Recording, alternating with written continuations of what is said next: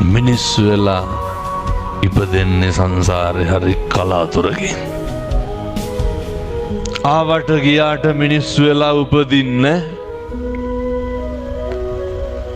දැන් එහෙනම් මොකද්ද කරන්න ඕන?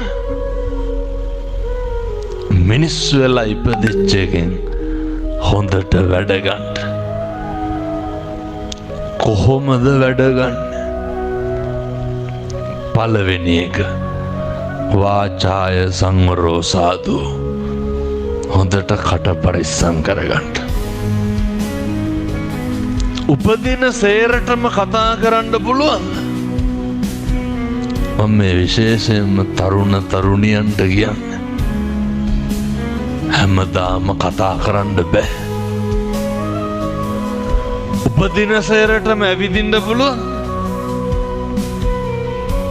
උපදින සේරටම කන් ඇහෙනවද? දැන් මේ අම්මලා තාත්තලා කොච්චර වාග්යවන්තද?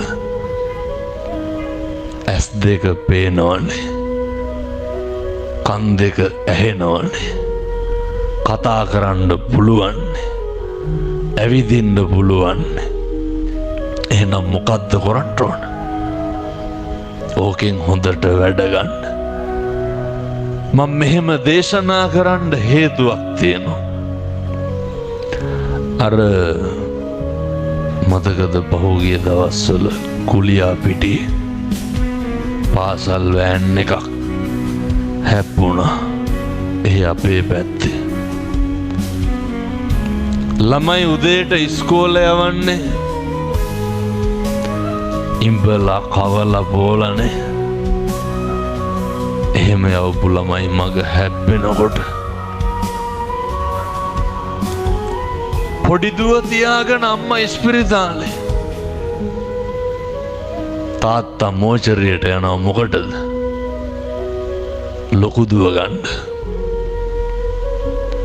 නංගි දන්නේ අක්කා මැරිලා කියලා. මොකක්ද මේකේ වෙන්නේ නැත්තේ? මොකක්ද මේකේ බලාපොරොත්තු තියාගෙන ඉන්න පුළුවන්?